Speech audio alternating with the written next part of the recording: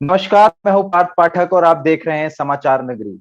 आज हमारे साथ मौजूद हैं सोशल एक्टिविस्ट, जिन्हें आपने कई रैलियों में मोर्चा संभालते हुए भी देखा होगा। इनका नाम है सचिन बैसला। आज इनसे हम सवाल जवाब का सिलसिला शुरू करेंगे। तो अमन जी, कैसे हैं आप? सभी को बहुत बहुत नमस्कार। और आपका बहुत बहुत धन्यवाद पार्थ कि आपने मुझे इस लायक समझा, कि आपने मुझे जी यह न्यौता दिया और मैं इसे जी अपना जी। सौभाग्य समझता हूँ। तो चलिए सवाल जवाब का सिलसिला शुरू करते हैं। तो अमन जी, मेरा आपसे सबसे पहले ये सवाल है, क्या आप इस बात को मानते हैं कि हमारे देश में जहां लड़का लड़की को बराबर देखा जाता है जॉब के लिए या फिर कई अन्य फील्डों में, लेकिन जब बात क्राइम की आ जाती है तो कहीं ना कहीं लोगों की मानसिकता इस तरह की बनी हुई है कि वो लड़कों को ही गलत समझती हैं। ऐसा क्यों? आज इसके पीछे एक इतिहास जो क्रिमिनल दुनिया का रहा है, उसका एक बहुत बड़ा कारण है। अब तक जी जो ज्यादातर दर्दनाक घटनाएं घटी हैं, वो महिलाओं के साथ ज्यादा हुई है। इसमें कोई दोहराए वाली बात नहीं। जी जी तो अक्सर जब एक एक महिलाओं के साथ ज्यादा वारदात होने का सिलसिला देश में चलता है, तो कई बार ऐसा होता है जी कि जब पुरुष गलत नहीं भी होते, तो भी वो एक धारणा बन जी जाती है कि पुरुष की जी ही गलती होगी, क्योंकि हमेशा ज्यादातर 90% मामलों में पुरुष गलत निकलते हैं। जी तो जी उसी चीज को सोचते हुए लोग ऐसा सोच लेते हैं कि शायद इस चीज में भी पुरुष ही गलत हुआ। जी। पर हमारी तो ऐस लॉ हम्म। की हमारी लॉ की एक अंग्रेजी में लाइन है, that justice justice should prevail, कि न्याय मिले, जो दोषी जी है उसे सजा मिले, जो जी निर्दोष है उसे बाइज्जत बरी किया जाए। तो लॉ की तो यही कोशिश रहती है, कानून की यही कोशिश रहती है। और इसमें कई बार ऐसा, जो केस ज्यादातर जिस तरह के देखे जाते हैं, लोग उसी तरह की धारणा बना लेते हैं। ये समस्या होती जी जी।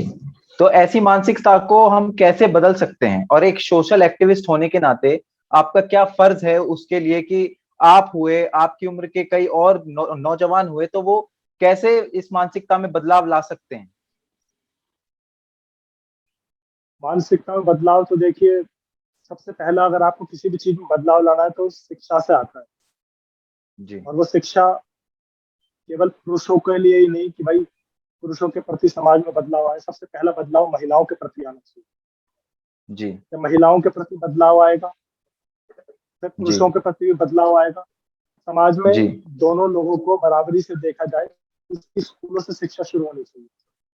जी और जब ये शिक्षा से बदलाव आएगा तो जिंदगी भर के लिए बदलाव आएगा। अगर समाज से आज हम दो तीन प्रदर्शन कर भी देंगे, तो उन जी प्रदर्शनों से खास ऐसा कोई छाप छूटने वाली नहीं है। पर वो जी जो जीवन भर के लिए बदलाव चाहिए होता है, वो वहीं से संभव है। तो ऐसी आशा रहेगी कि स्कूलों में इन चीजों के ऊपर ज्यादा ध्यान दिया जाए, जो कि दिया भी जाता है।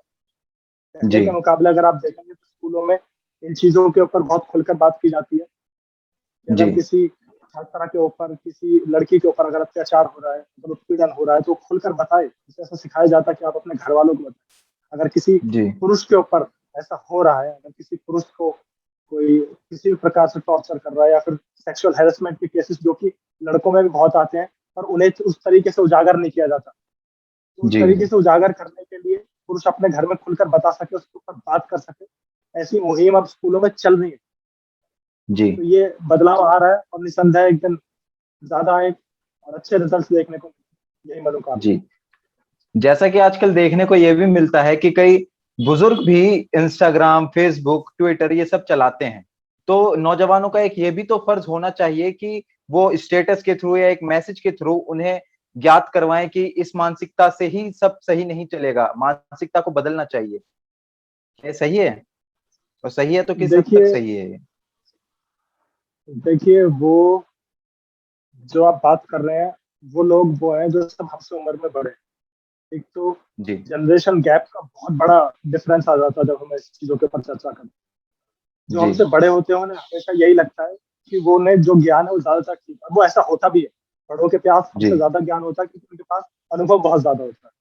पर जी जैसे अब ये आप लड़कों के प्रति सेक्सुअल हेरासमेंट की अगर हम बातें करेंगे, तो शायद जी जो हमसे काफी उम्र में बड़े हैं वो इन चीजों का ना समझ पाए, क्योंकि उन्हें जी ऐसे मुद्दे, ऐसी वारदातें देखने को नहीं मिली। क्योंकि उनसे के समय में अगर ऐसा जी होता भी था तो वो चीजें खुलती नहीं थी। एक लड़के के ऊपर सेक्सुअल हेरासमेंट हो सकता है, ऐसी चीज आपने कभी जी गांव में नहीं सुनी होगी, अगर होता भी होगा तो लड़के शर्म के कारण बता नहीं पाते।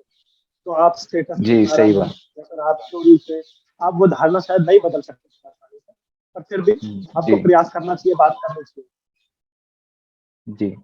एक मेरा आपसे ये भी सवाल है कि आप कई रैलियों का मोर्चा संभालते हैं, युवा अध्यक्ष भी आप एक रोल निभाते हैं उस तरह का।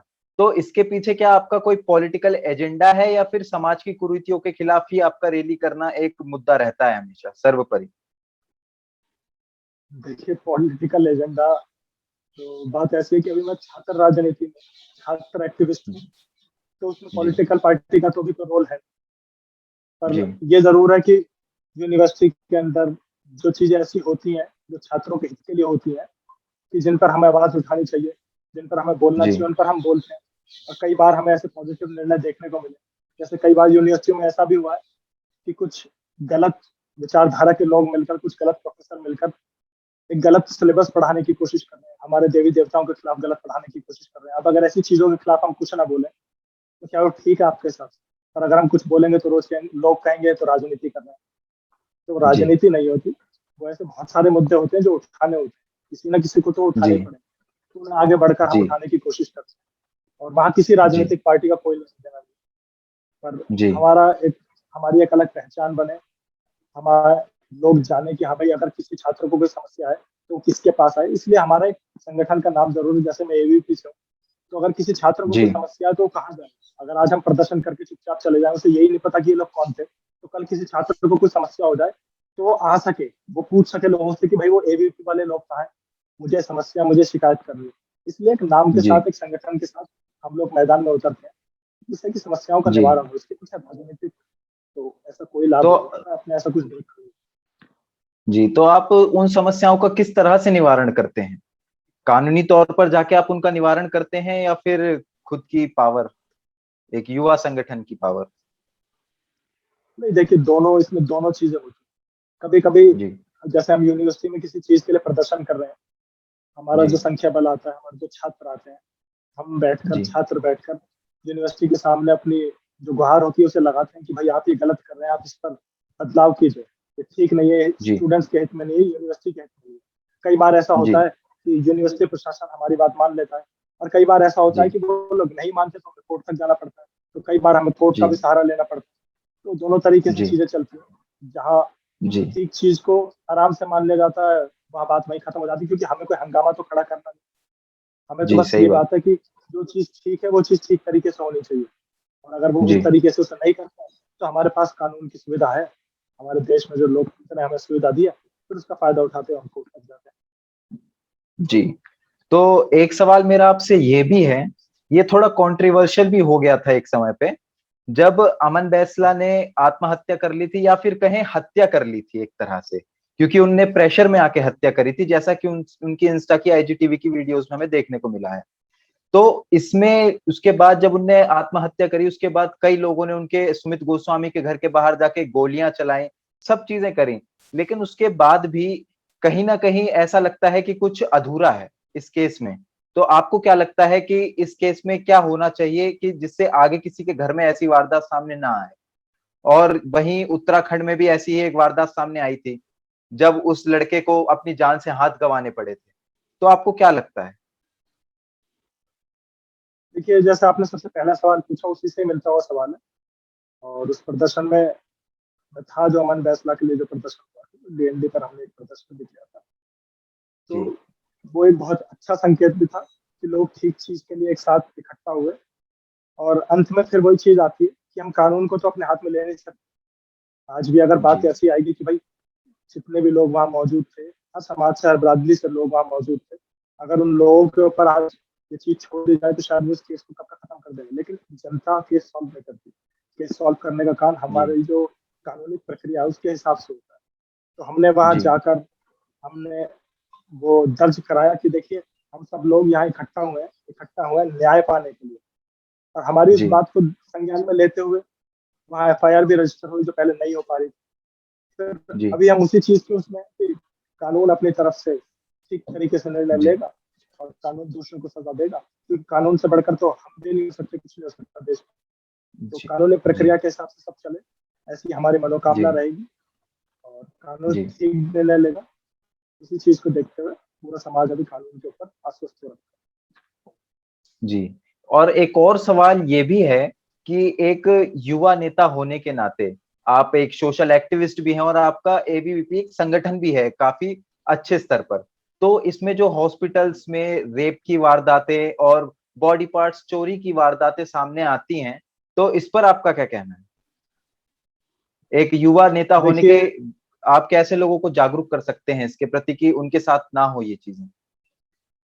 देखिए, मैं एक स्टूडेंट एक्टिविस्ट हो सकता हूँ, आप जी जर्नलिस्ट हो सकते हैं, हर कोई जी किसी ना किसी फील्ड में हो सकता है।